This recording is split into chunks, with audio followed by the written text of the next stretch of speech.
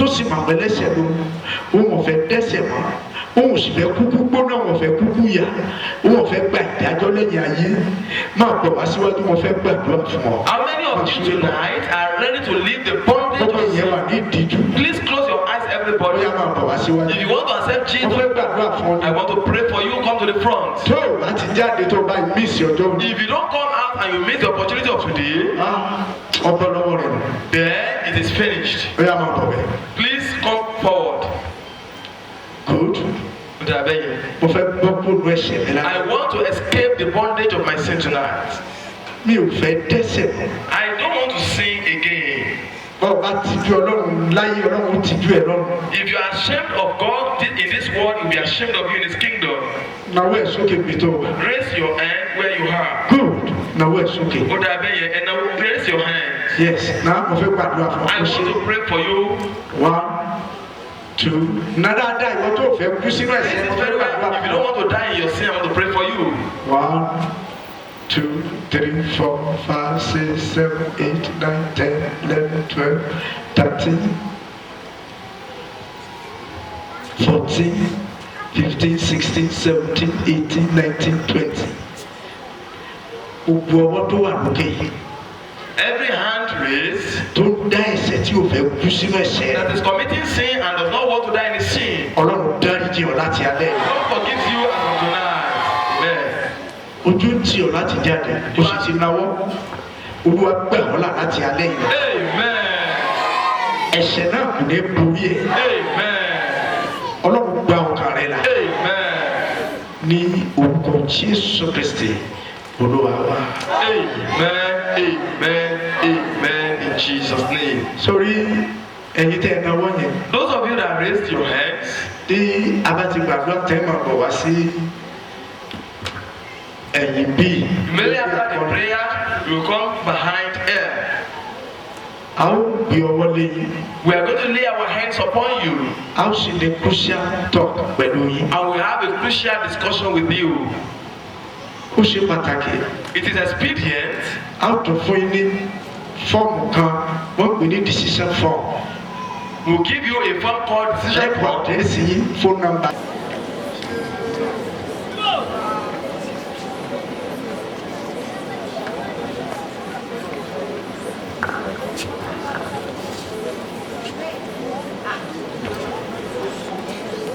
Ní bí sinmi fún ọkàn mi, béèyàn bá ilé kú sínú ẹ̀ṣẹ̀, béèyàn bá ilé kú láì ní Jésù, ọkàn rẹ̀ ò lè sinmi. Ó ṣẹ̀ṣẹ̀ bẹ̀rẹ̀ ìyà ayérayé. Olúwa fi sinmi fún ọkàn mi, fi sinmi fún ọkàn mi, fi sinmi fún ọkàn mi. Mo fẹ́ sinmi lẹ́yìn ayé yìí. Gbọ́ àdúrà náà lórúkọ Jésù Kristi, Olúwa tó lùgbàlà wa. Mo wá fẹ́ ká gbàdúrà kan ṣoṣo yìí. Olúwa jẹ́ kí orúkọ mi kó wọnú ìwé yìí. Ìkejì, ìwọ tó orúkọ rẹ ti wọnú ìwé yìí, Olúwa má jẹ́ kí iṣẹ́ ohunkóhun tó orúkọ mi ó fi kúrò nínú ìwé yìí. Torí ìwé ìfihàn orí 3 ẹsẹ̀ 5 sọ fún wa wípé Jésù ní ẹnikẹ́ni tó bá ṣẹ́gun, èmi kò ní pa orúkọ rẹ̀ rẹ́ kúrò nínú ìwé yìí. Yẹn ni pé tẹ́ndẹ́sì wà téèyàn bá ti ń ṣe dáadáa tẹ́lẹ̀, béèyàn bá ti ń tẹ̀síwájú tẹ́lẹ̀. Jésù wípé lẹ́ni bá foríjì títí ní òpin láṣẹ kí ni o? Ẹ sọ̀rọ̀. Ó wà kó méjèèjì papọ̀ Olúwa. Bórúkọ mi ò bá tí wọnú wéyè. Jẹ́ kórúkọ mi wọnú wéyè lálẹ́. Ìwọ tó rúkọ rẹ ti wà nínú wéyè. Sọ fún Ọlọ́run. Ohun tí màá dáwọ́lé. Tí ó forúkọ mi yọ kó nínú wéyè. Olúwa má jẹ́ dáwọ́lé. Ó yẹ forúkọ Jésù. Ó yẹ sọ́ni àdúrà. Wà nínú ìwé yìí, Ọlọ́run àgbàdúrà lálẹ́ yìí, bàbá lẹ́nikẹ́ni tàbí èèyàn tó wà lórí pápá yìí, tàbí tí wọ́n ń gbọ́ wọn lọ́nà jíjìn rere, kí orúkọ wọn sí nínú ìwé yìí, Olúwa jẹ́ rí ànúgbà lálẹ́ yìí, jẹ́ kó rí ànúgbà lálẹ́ yìí, orúkọ ọ̀pọ̀lọpọ̀ wà nínú ìwé ẹ̀sìn, orúkọ ọ̀pọ̀lọpọ̀ wà nínú ìwé àdúgbò, orúkọ ọ̀pọ̀lọpọ̀ wà nínú ìwé orílẹ̀-èdè Nàìjíríà, orúkọ ọ̀pọ̀lọpọ̀ wà nínú. Gba ọpẹ́ wa. Àmín. Ògo ni forúkọ rẹ. Agbára láti gbọ́ àti láti tẹ̀lé àwọn nǹkan tí a ti gbọ́ yìí lórúkọ Jésù pé wá yọ̀ǹda fún wa. Bí a ti ń lọ, Olúwa máa bá wa lọ. Olúwa ṣáájú wa. Àmín. Olúwa kányìn wa. Àmín. Ògo ni forúkọ rẹ. Hallelujah. Àwọn oníta ẹ̀mí tàbí agbára tó lè dùn sójú ọ̀nà dì wá lórúkọ Jésù. Olúwa palẹ̀ wọn mọ́. Àmín. Ògo ni forúkọ rẹ. Hallelujah. Ire tá a ti gbà ní àṣálẹ̀ yìí má jẹ́ ó bọ́ lọ́wọ́ wa. Àmín. Bí a ti ń lọ Olúwa ṣáájú wa. Àmín. Àti wàhálà má jẹ́ ó ní wa lára. Àmín. Èyí tó kù tí ọdún yìí ó fi parí jẹ́ àfàyọ̀ ló. Àmín. Orí ọ̀fẹ́ ti bàbá. Àmín. Tí ó mọ́. Àmín. Tí ẹ̀mí mọ́. Àmín. Kó wà pẹ̀lú wa. Àmín. Wọ́n bá gbé. Àmín. Láì àti láéláé. Àmín. Àmín. Àmín lórúkọ Jésù Kristi. Between you and God. Kó ṣe ìtọ́ni kò ṣe.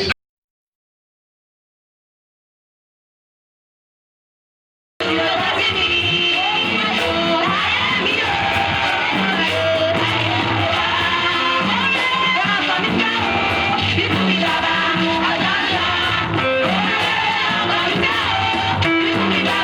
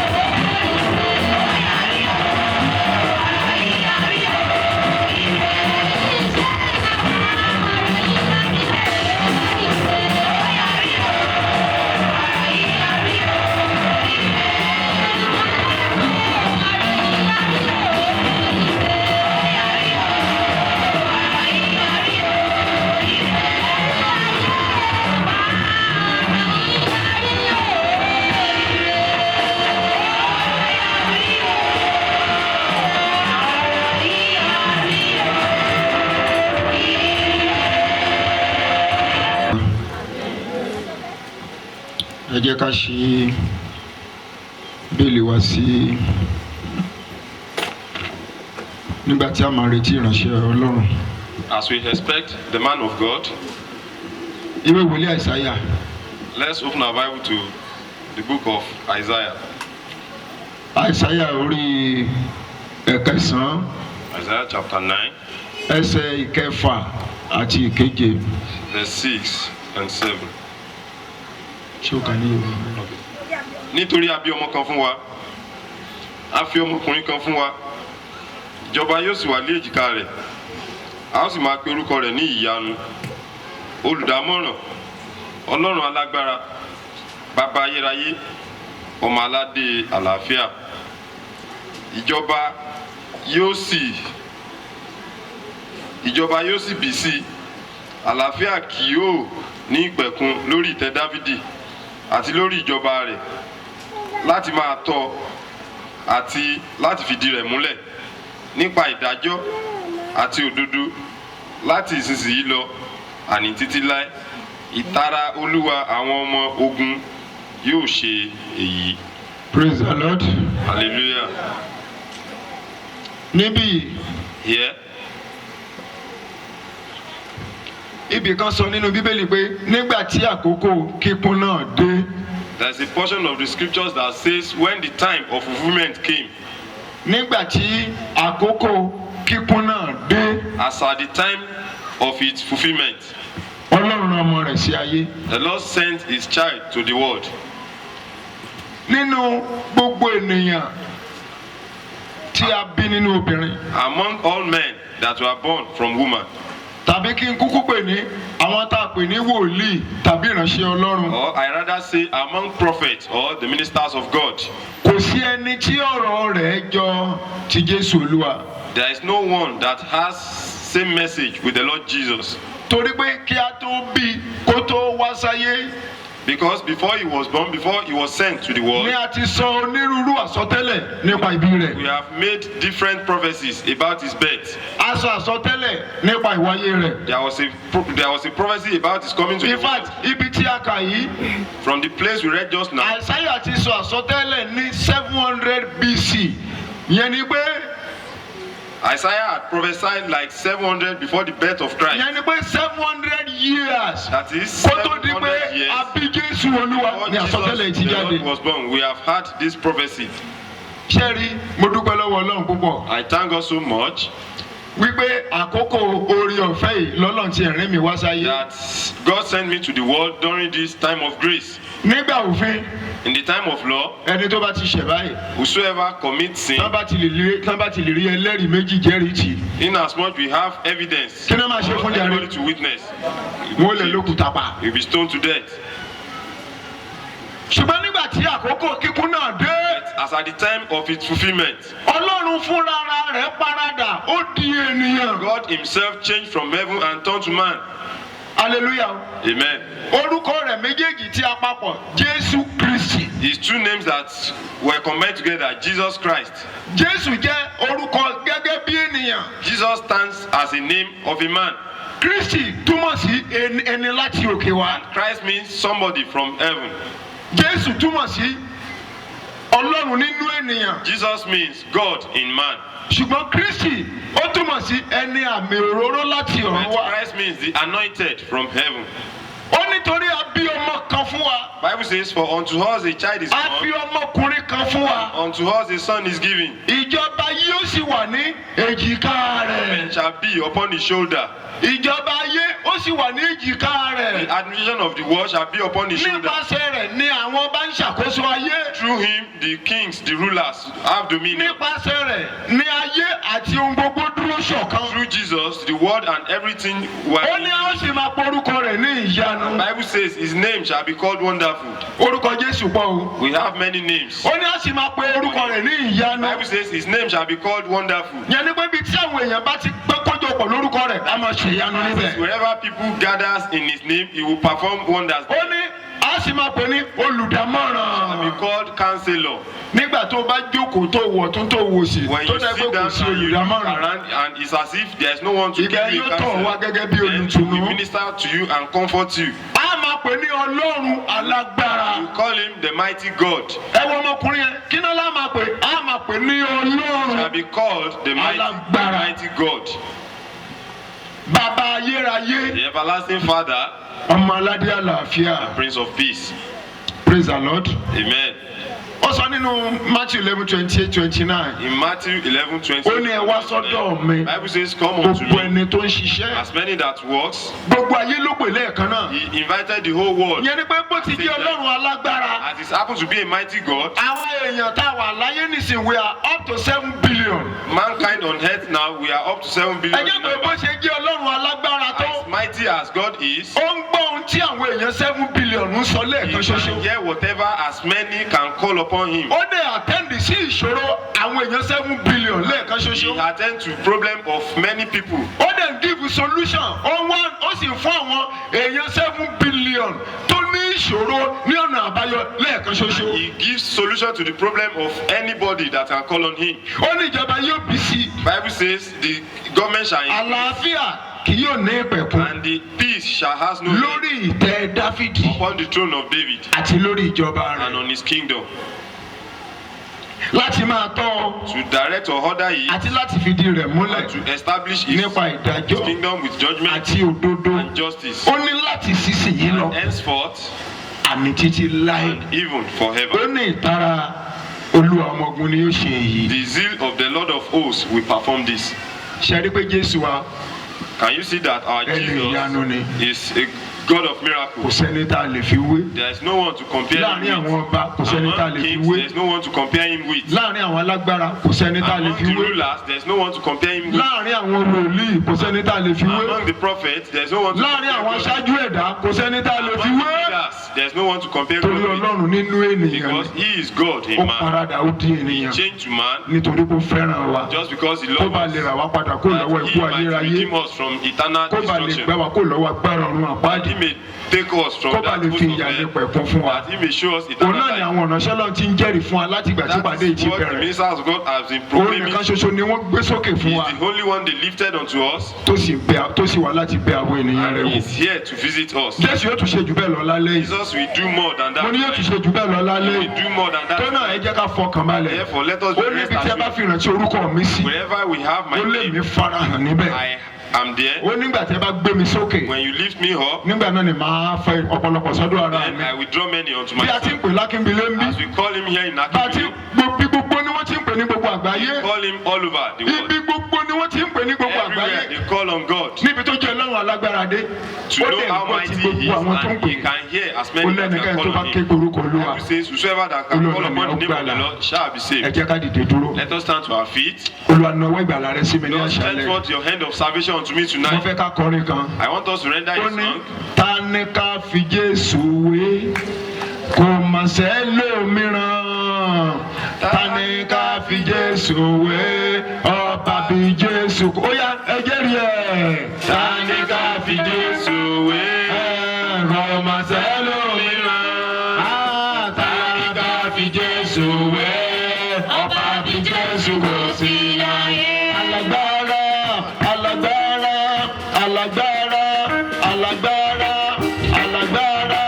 Ní bàbá tí mò ń sìn, tó bá sọ̀rọ̀ amúṣẹ, tó bá sọ̀rọ̀ amúṣẹ, Jésù ilẹ̀ wílẹ̀. Alágbára ni.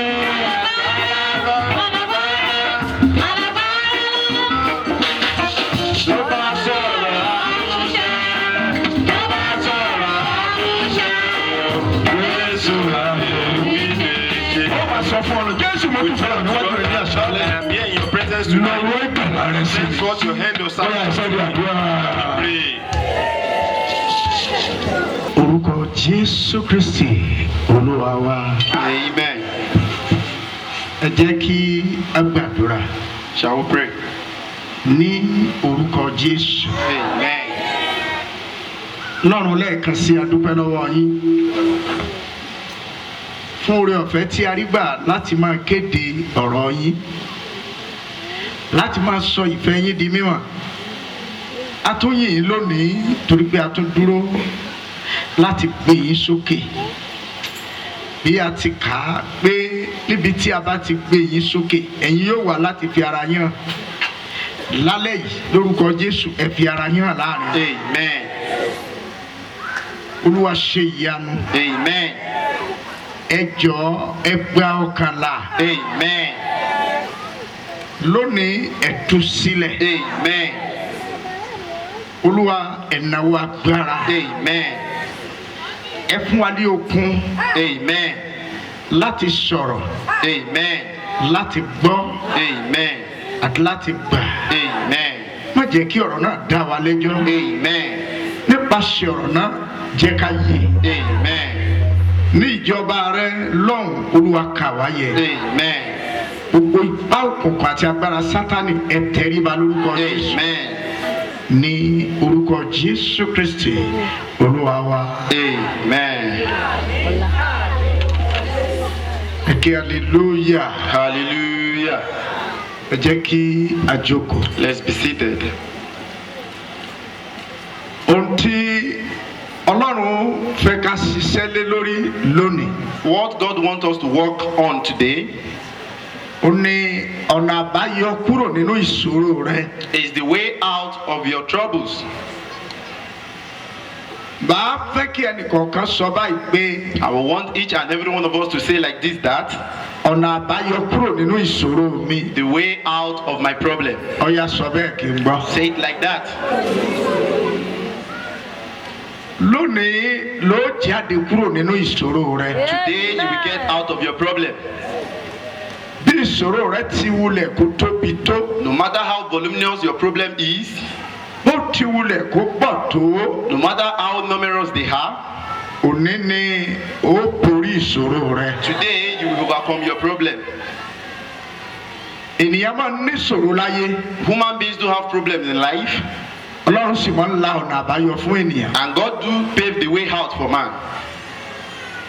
Bí a ti mọ̀ pé ìṣòro ló pọ̀ jù ní ayé lọ́wọ́lọ́wọ́ báyìí. As we all know, that problem is everywhere in the world, Ó sì ń sọ ọ̀pọ̀lọpọ̀ Kìrìsìtẹ́nì di dẹ̀dẹ̀rìn lójú ọ̀nà ìrìn àjò gbàgbọ́. and is turning many Christians into fools on the way of journey of salvation.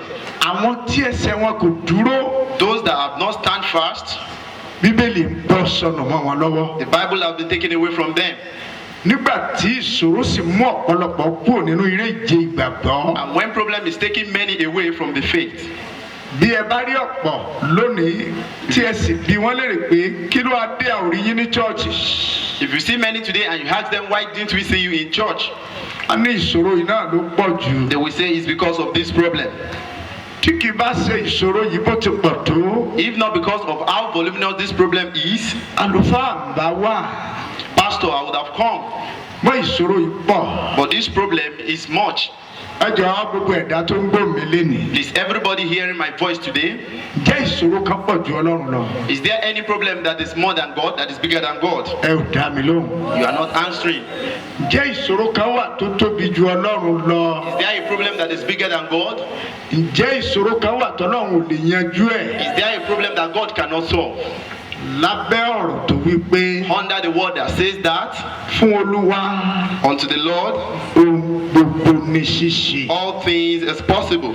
Bí ìṣòro rẹ ti wulẹ̀ kó pọ̀ tó lálẹ́ yìí. No matter how many your problems are, Agbára Ọlọ́run ká. the power of God is capable.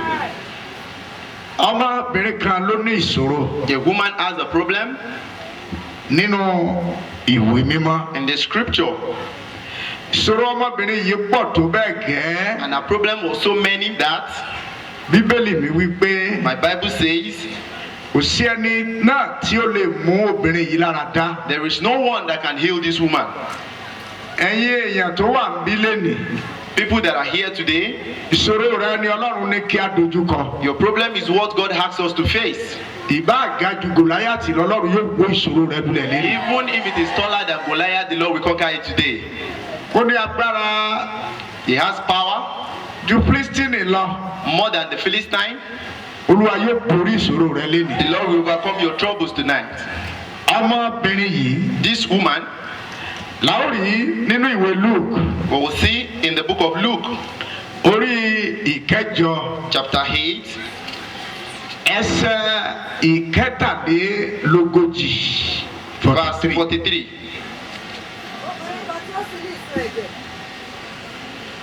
ẹ máa gbọ́ mọ́mì jókòó kí n kà ń bí. Woman, sit down. ẹ gbé ojú síwájú ẹ má ti wo ìwé mímọ́. Look up, everybody. obìnrin ni ẹni yìí. This woman was a lady. ẹ wo ìṣòro rẹ bí mo ti fẹ́ máa ka ìwé mímọ́ yìí o. Look at her problem as I begin to read the scripture. tọ́lọ́run bá lè síjú àánú wò. If God can have mercy upon her, ọlọ́run á síjú àánú wò lálẹ́ the yìí. Lord will have mercy upon you.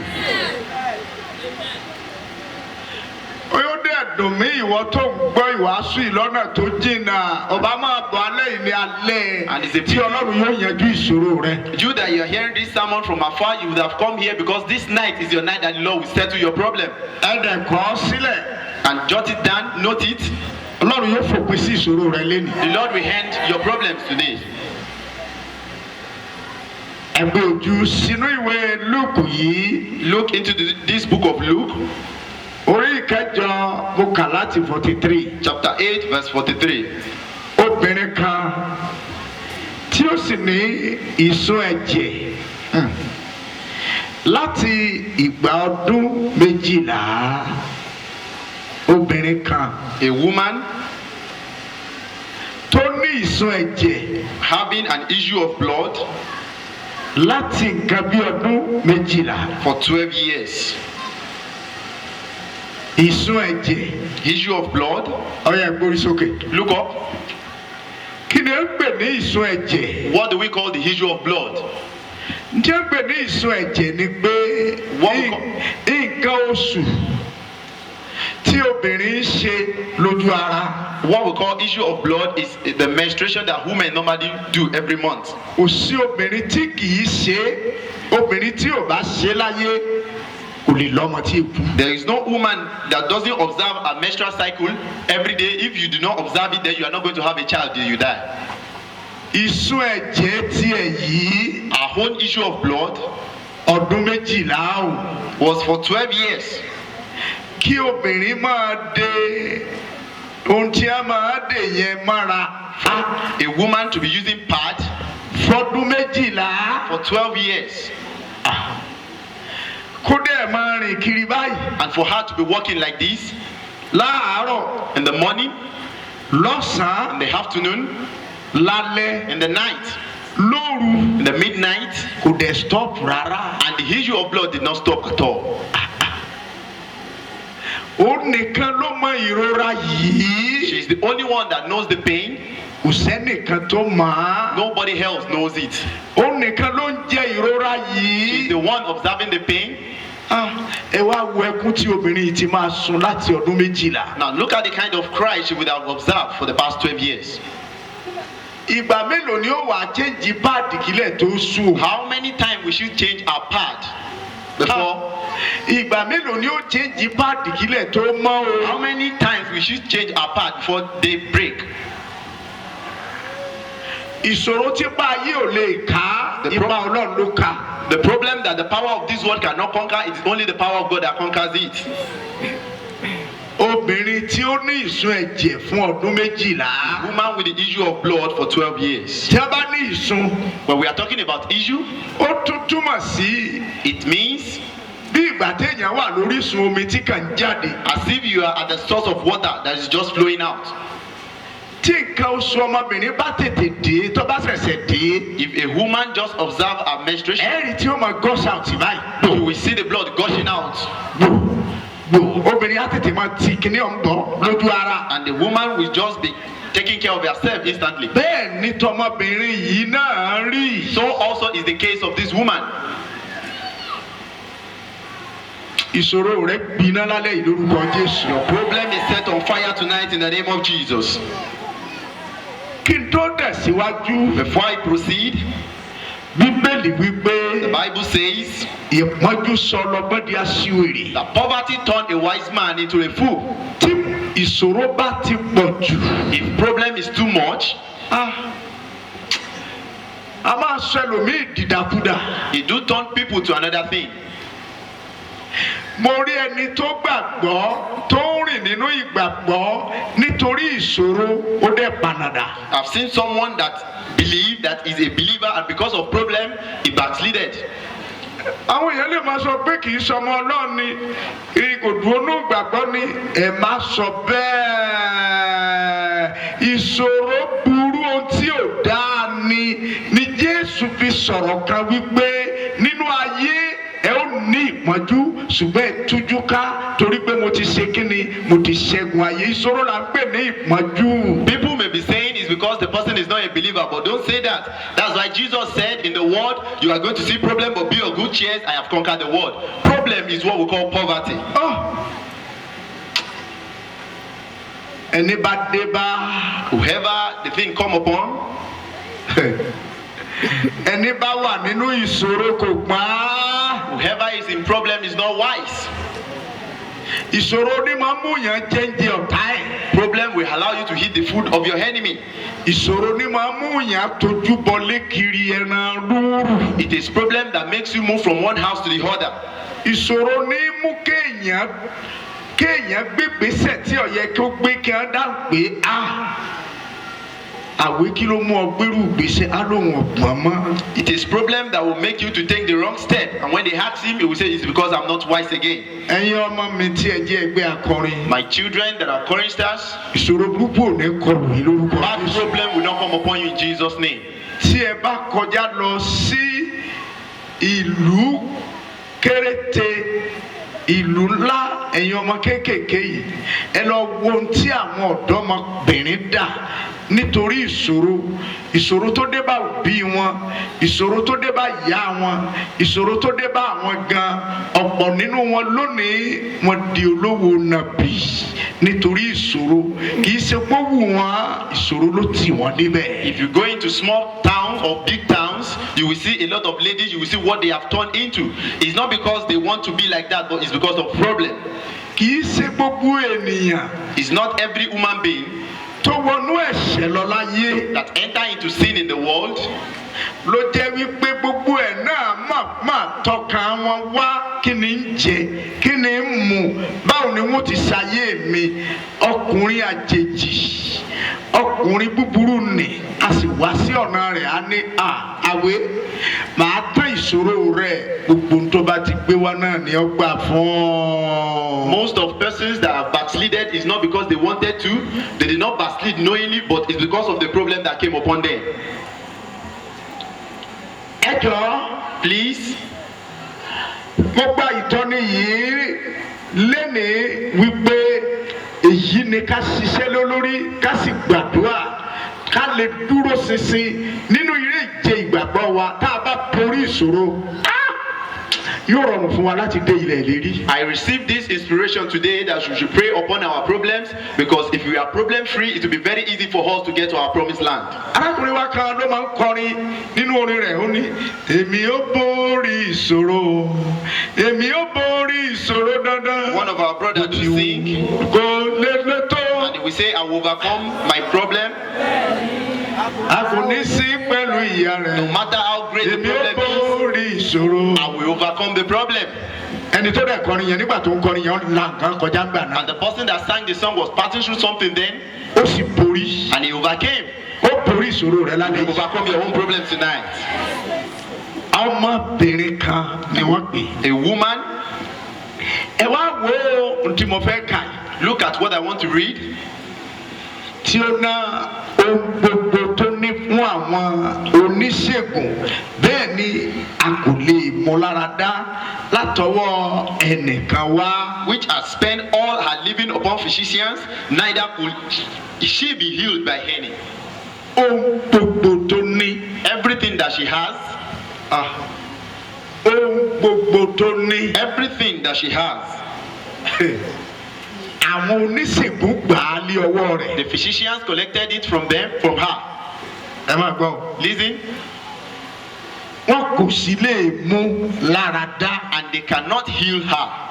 ohun gbogbo tó ní. Everything that she has, ìṣòro yẹn tó wà bẹ́ẹ̀. the problem was still there. tá a bá ń sọ̀rọ̀ nípa oníṣègùn When we are talking about physicians, lákòókò obìnrin yìí. in the time of this woman, ó lè jẹ́ ti medical. It can be the medical doctor. Ó sì lè jẹ́ ti àwọn oníṣègùn. And it can be the traditional doctor. Ti bàbá aláwo. The herbalist. Gbogbo ẹ̀ lọmọbìnrin yìí ṣe. This woman has tried all. Ẹ̀gbọ́n kí n tó tẹ̀síwájú. Listen before I proceed.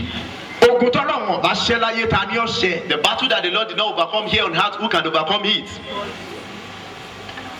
Ìṣòro tọ́lọ́run ọba yanjú ẹ̀. The problem that the Lord did not settle, kò sí bàbá ẹni tó lè yanjú ẹ̀ there láyé. is nobody that can finish it here on earth. Ìdí nìyẹn. And that was the reason tí mo fi gba ẹsẹ̀ kan gbọ́ nínú bíbélì tí mo sì máa ń ròyìn rẹ̀. why I believe a verse in the Bible and I do testify of. Onísáàmù ló sọ ọ̀rọ̀ náà. It was the psalmist that said the word. Ni èmi yóò gbé ojú mi sórí òkè Said, wa. I will look up to the high. Níbo ni ìrànlọ́wọ́ mi yóò ti wá? Where cometh my help? Ìrànlọ́wọ́ mi yóò ti ọwọ́ Olúwa wá. My help cometh from the Lord. Ẹni tí ó dá ọ̀run àti He ayé. that created the heavens and the Ọwọ́ earth. sọ̀rọ̀ kámtà lé ó ní. Ẹni tí kì yóò jẹ́ kí ẹsẹ̀ mi kí ó ṣe kí ni o. He that will not allow my foot to be slipped. Ẹ̀yin ọmọ Ọlọ́run. Children of God, Ìṣòro a máa mú kí ẹsẹ̀ èèyàn yẹ̀. troubles, problems do allow someone's feet to be slippery. Ìgbàgbọ́. On this journey of faith, Tí ìṣòro bá le jù. if problem is too much, Ẹsẹ̀ máa ń yẹ̀. leg can be slippery. Tó bá ti yẹ̀. If the leg has been taken away,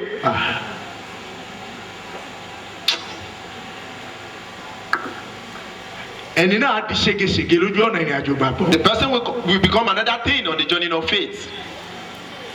Lórúkọ Jésù ti In Násárẹ́tì. the name of Jesus of Nazareth, Ọlọ́run yóò fi ìṣòro rẹ sí abẹ́ àtẹlẹsẹ̀ rẹ láti alẹ́. God will put your sorrow under your feet as from tonight in Jesus' name. Ẹ má gbàgbé ohun tí mò ń bá lọ o. Do not forget what I'm saying. Ó ní ó sì ti ná ohun gbogbo tó ní fún àwọn oníṣègùn. It says she has spent all that she has for the physicians. Ìyẹn ni pé ó ti dolòṣì nínú ìṣòro ẹ̀. That means she has become a poverty person in her problem. Ìṣòro yẹn ti sọ di aláìní. The problem has turned her into a needy person. Ọ̀pọ̀ ìgbà tí mo bá ronú lórí ọ̀rọ̀ obìnrin yìí mo máa ń rò pé ènìyàn pàtàkì tó ní tẹ́lẹ̀tẹ́lẹ̀ ni kó tó wọnú ìṣòro. Anytime I'm thinking about this woman, I do observe that she is someone that has something before she enters into the problem. Ìṣòro ní máa ń mú èèyàn ta gbogbo ohun tó ní tí ò ní ní nǹkan kan mọ́. It is problem that makes man to sell all that he has and won't have anything again. Ìṣòro ní mú kéèyàn máa gbé ilẹ̀ tó ní ilé tó ní gbogbo ohun tó ní kó máa tà á. It is problem. Ìṣòro ní mẹ́ńtọ́kọ́lé tó lọ rẹ́ǹtì ilé kó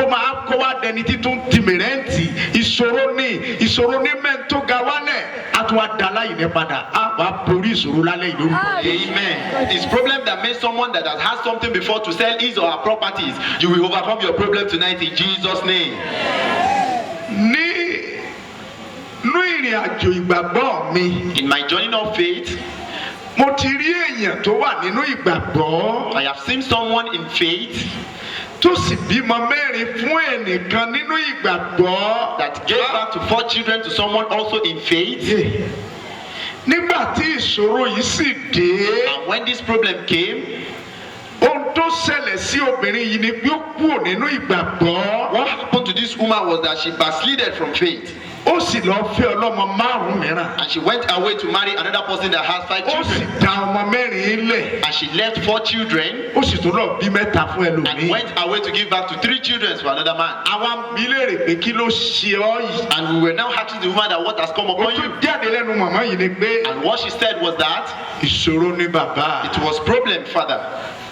Ìṣòro ní. This problem, Kò rántí ọmọ mẹ́rin tó ti bí sọ́dọ̀ ọkọ mọ́. she did not remember the 4 children she has given Ọkọ wa back. ń kó o pa. And the man was now struggling Pẹ̀lú àwọn ọmọ mẹ́rẹ̀ẹ̀rin wọn ọ̀dẹ̀ lẹ́lòmíì. with the 4 children and he did not remarry. Ṣùgbọ́n nítorí pé ọkùnrin yìí gbé ojú ẹ̀ sókè. But because this man lifted up his eye, Ọmọkùnrin yìí kò jẹ́ kí ẹsẹ̀ rẹ̀ kó yẹ̀. this man did not allow his leg to be slippery. A kò fi àyè gba ẹsẹ̀ rẹ̀ láti yẹ̀ látọ̀dọ̀ Ọlọ́run wá. He was not allowed to backslide from God. Ṣùgbọ́n nígbà tó di ọ̀sán ayé rẹ̀. But when it came to a certain time of his Ó life, kérora sí Olúwa. he cried out to the Lord. Ọlọ́run dá lóhùn ní ìrọ̀lẹ́ ayé. And God answered him in the evening of his Ṣé life. ìgbà mẹ́ta lèèyàn ń lò láyé? Human beings have 3 sections in life: Àárọ̀, the morning time, ọ̀sán the afternoon time, àti alẹ́. and the evening time. Nígbà tó kù gẹ̀rẹ̀ kó súnmọ́ alẹ́ tí í ṣe ìrọ̀lẹ́. When he was about to get to the evening, which is old age, Ọlọ́run connect ọkùnrin yìí. God connected this man.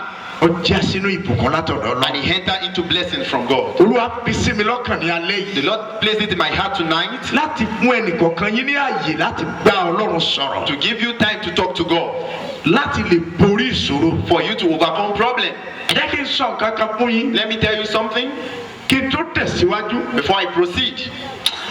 Mo wá ìwé mímọ́ lórí tí mò ń bá yín sọ̀rọ̀ lé lórí lónìí. I cite the scripture on what I'm talking about tonight, Mo sì rí wípé and I observe that ohun tí kìrìsìtẹ́nì gbọ́dọ̀ dojúkọ nínú ìrìn àjò gbàgbọ́ ẹ̀ ó ní ìṣòro. what Christian must face in his journey of faith is problem.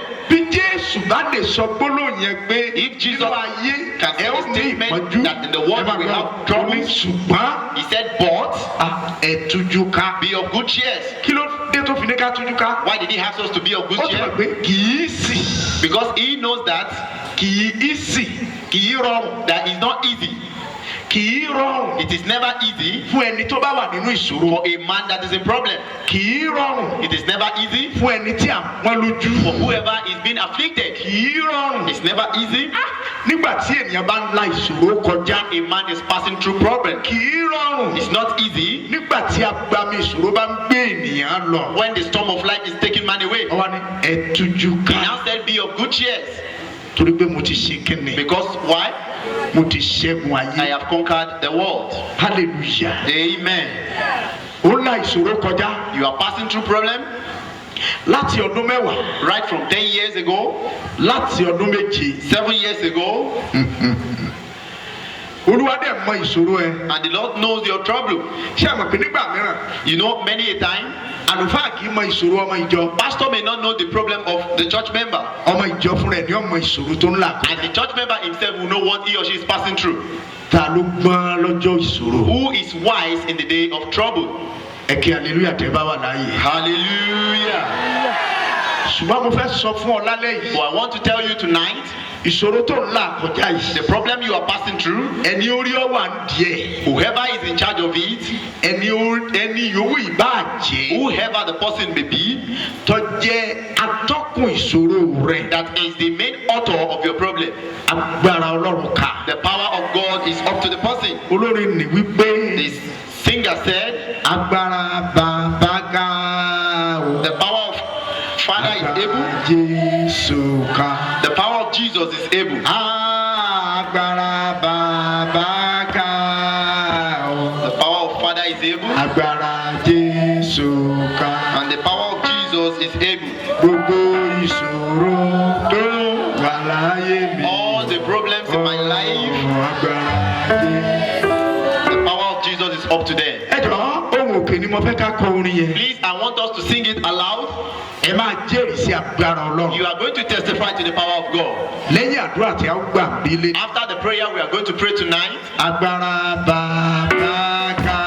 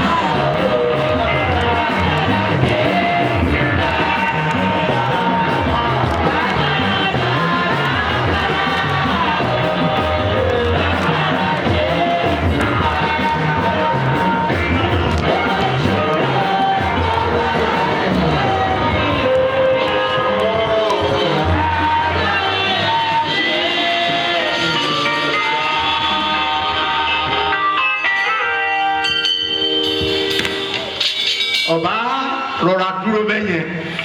You should stand like that torí wọ́n mú ọwọ́ inú àdúrà lọ. because I will lead you into prayer. má wulẹ̀ yẹ ìwé mímọ́ rẹ wò báyìí. Don't check your scripture now. bíbélì wípé The Bible says ọmọbìnrin yìí wà lẹ́yìn Jésù. this woman was behind Jesus ó fi ọwọ́ tọ ìṣẹ́tí aṣọ rẹ̀. and he touched the hem of his garments. lọ́gán ní ìsun ẹ̀jẹ̀ rẹ̀ sì gbẹ. A issue of blood dried away. bíbélì mi wípé ó sì dá. Another version says and it stops. ṣùgbọ́n èmi ní èyí wípé ó sì gbẹ. My own ear says and it dries. ìṣòro rẹ̀ gbẹ lálẹ́ yìí. Your problem dries tonight in Jesus' name. òde òyìnbó yẹn ló gbé dáadáa. The English version was able to interpret it very well. ó ní ó dry. It says and it dried. ìṣòro rẹ̀ gbẹ ní alẹ́ Your yìí. problem dried tonight. lóòótọ́ ó sàn ni. Truly it was flowing. ó ti di ẹ̀gàn. It has become a shame.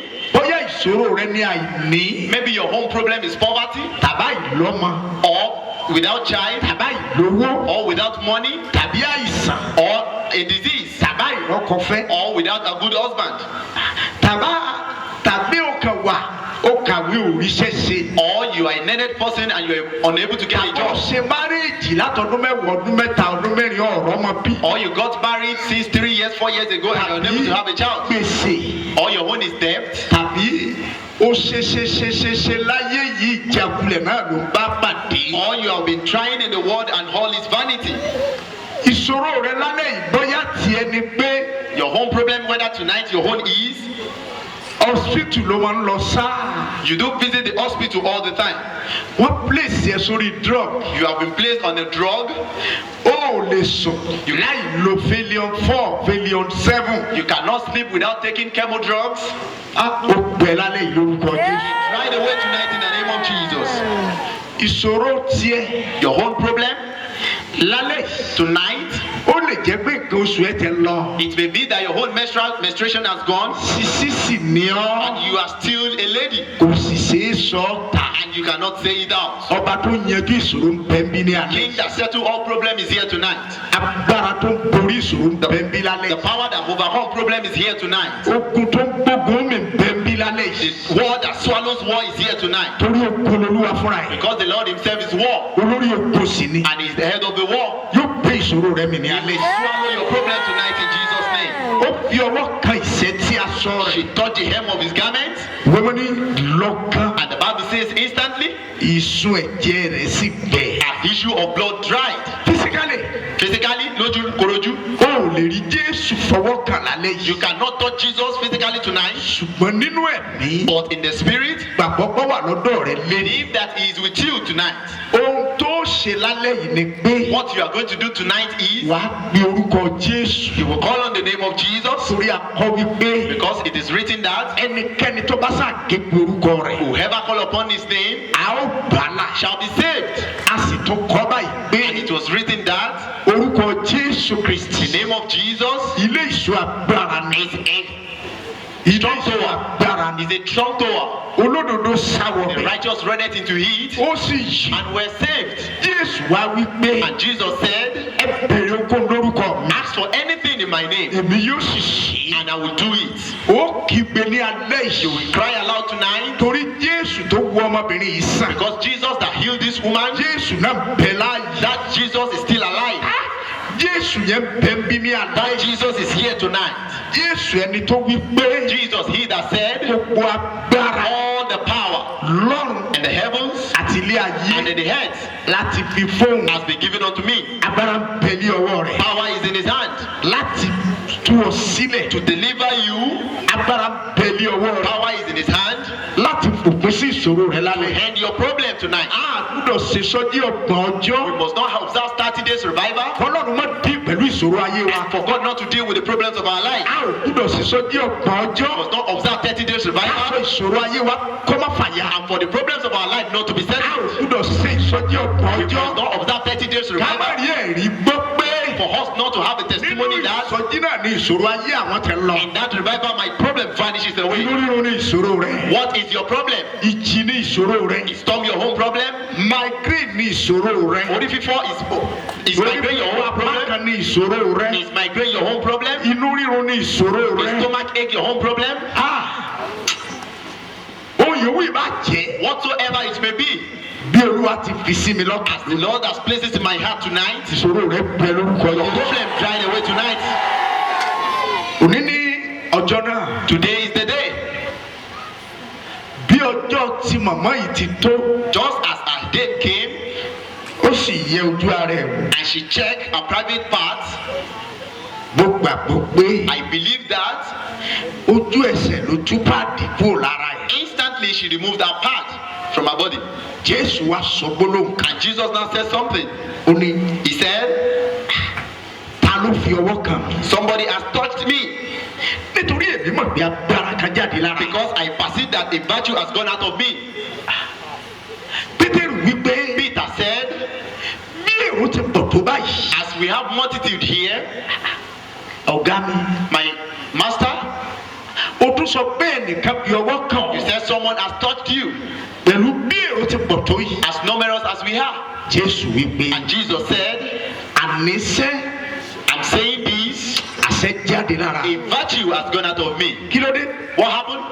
ó mọ iye agbára tó tẹ̀lé òun débẹ̀. He knew the option of the power that was upon him there. ó mọ iye àṣẹ tó bọ̀ òun He débẹ̀. knew the measure of the authority that was upon him there. jésù ti mà pé Jesus knew that. moment yẹn o ti wà reduce. At that moment, he has been reduced.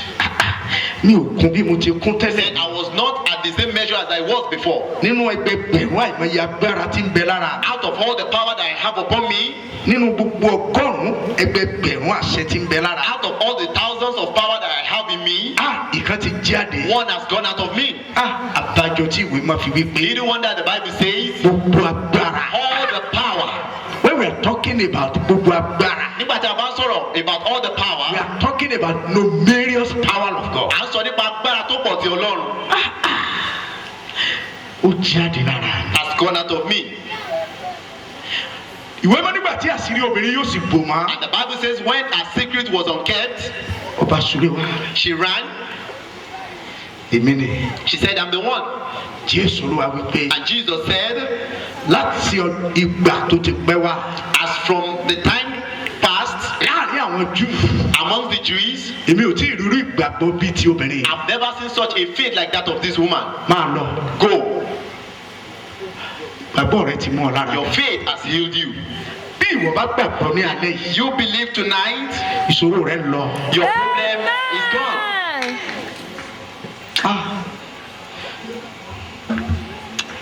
inú mi dùn. I'm happy. pásítọ̀ Yínká Táyérọ̀ Daddy, ò ní bàjẹ́. you will not be spoiled. ogún ọdún ọgbọ̀n ọdún bí jésù ọba dé ò ní dídàkudà. 20 years, 30 years, if Jesus tarries, agbára ọlọ́run you will nínú not ayé rẹ compromise. àwọn ẹ̀mí òkùnkùn ò ní gbà lórúkọ. Amen. ìránṣẹ́ ọlọ́run Yínká Táyérọ̀ ògo tó wà lára rẹ yìí ayé ò ní gbà lórúkọ. Amen. ju gbogbo ẹ lọ Yínká Táyérọ̀ ò ní dídàkudà. Amen. ó rí bẹ́ẹ̀ lórúkọ jésù. Amen. ẹ dìde. Please be on ìdí your tí mo feet. fi gbàdúrà yìí ni pé The reason why I pray this prayer is ọ̀pọ̀ ìsọjí la máa ń lọ tí wọ́n á gbé omi sókè we báyìí. do go to diverse revival and they will be holding their waters.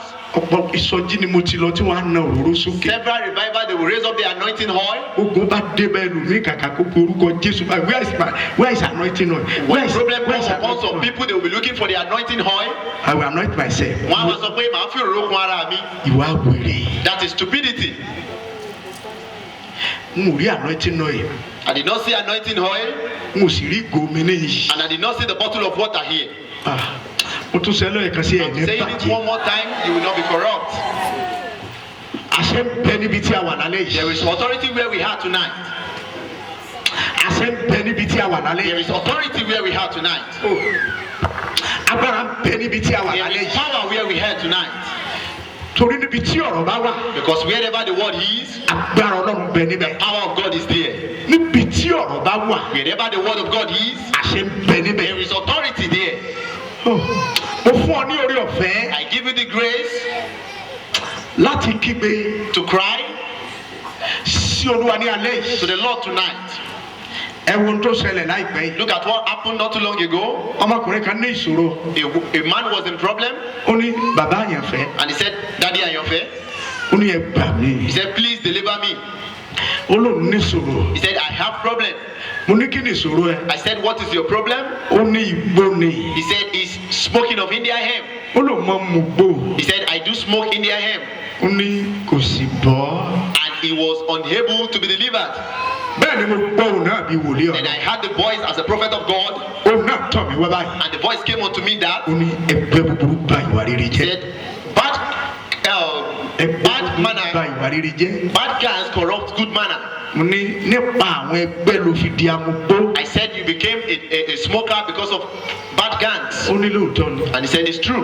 Ọmọ yẹn bọ́. The boy was delivered. Ìṣòro yẹn ò sì lè bá wọ 2015. And the problem cannot follow him into Iwájú 2015. ẹ̀ 2015 la máa fẹ́ wọ̀ yìí. Look at your front. We are about to enter into 2015. Ó kì í gbélé òun rárá You lálẹ́. will cry with a loud voice tonight. Ìṣòro mi ò gbọ́dọ̀ bá mi wọ My 2015. problem must not enter with me into 2015. Aṣọ ìṣòro lára mi. The cloth of problem upon me, Olúwa bọ́ sọnù kó fi jóná. Lord, throw it away and cast fire on Ọwọ́ it. ìṣòro lára mi. The hand of problem upon me, Olúwa ṣì dànù lálẹ́. Lord, remove it away from Kó fi me jóná. and set it ablaze. Àmì ìṣòro lára The mi. mark of problem upon me, Olúwa ṣì dànù lára Lord, mi remove lálẹ́. it from me Kó fi jóná. and set it ablaze. Ọya kígbe lóhùn rárá. Cry out and begin to pray.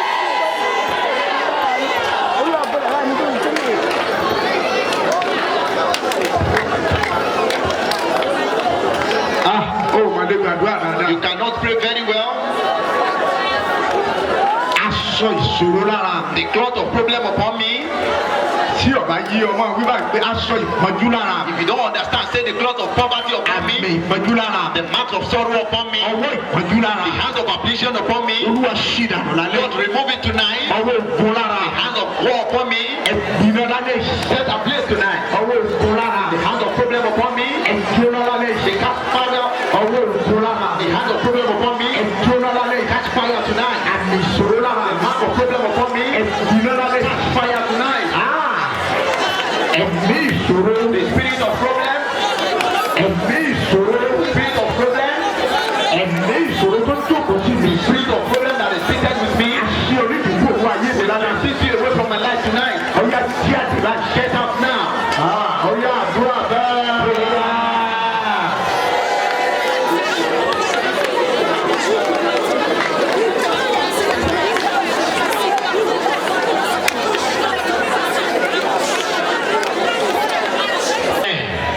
Ọya Now, ọwọ́ ọ̀tún ẹ̀ lókè.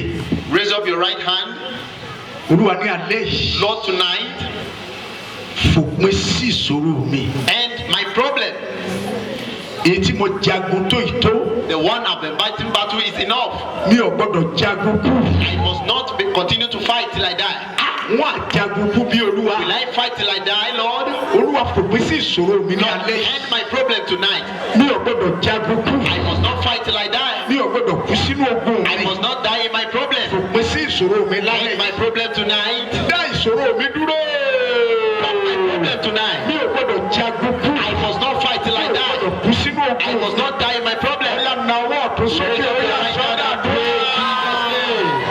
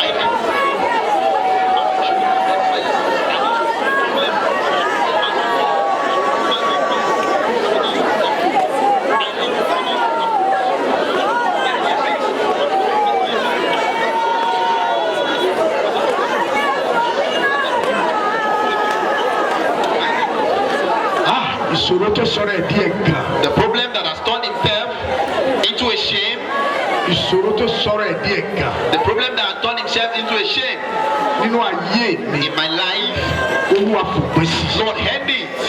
ìṣòro tó sọ̀rọ̀ ẹ̀ díẹ̀ àgbélébùú. The problem that has turned itself into my home cross, Olúwa fòpin sí. Lord, end them tonight. jẹ́ kí ìṣòro ayé mi ó gbẹ lálẹ́ yìí. Let the problem of my life dry tonight. ìṣòro ayé mi kó gbẹ lálẹ́ The yìí. problem of my life to dry tonight. mo kígbe pè Ọlọ́run. I cry upon you tonight. gbẹ ìṣòro ayé mi lálẹ́ yìí. Dry the problem of my life tonight. mi ò gbọ́dọ̀ lọ lé pẹ̀lú ìṣòro. I must not go back home with my problem. mi ò gbọ́dọ̀ lọ lé pẹ̀lú ìṣòro. I must not go back home with my problem. o ò lè gbàdúrà. You cannot pray.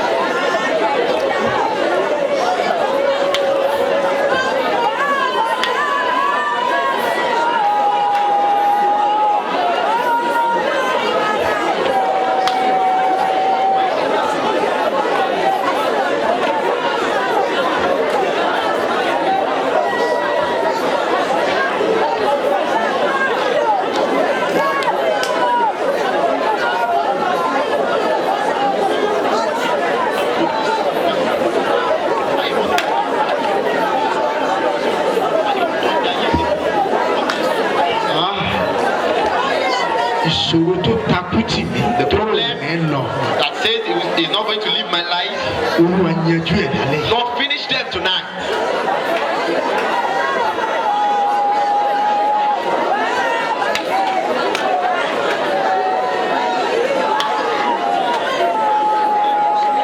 Jésù Olúwa wa. Amen. bọ́ọ̀ bá ti kọrin yìí tán ni kó wọnú àdúrà. After singing this song, you go into prayers. yanjú gbogbo ìṣòro mi. má ṣe jẹ́ kó bá mi lọ́lẹ̀. ọwọ́ ni mo gbẹ́kẹ̀lé. Ọlọ́run alágbára wa. yanjú gbogbo ìṣòro mi.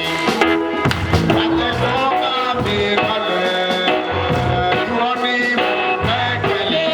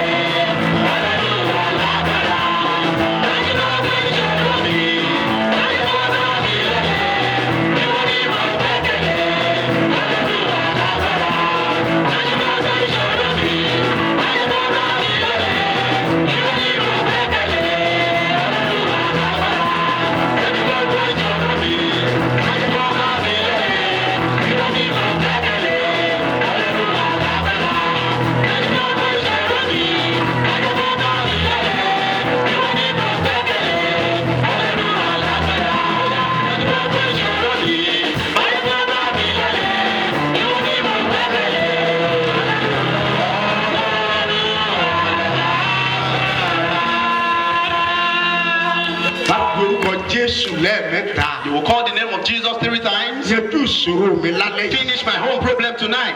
Má jẹ́ ọ bá mi lọ lé. Don't let them go home with me. Ìṣòro tí mò ń là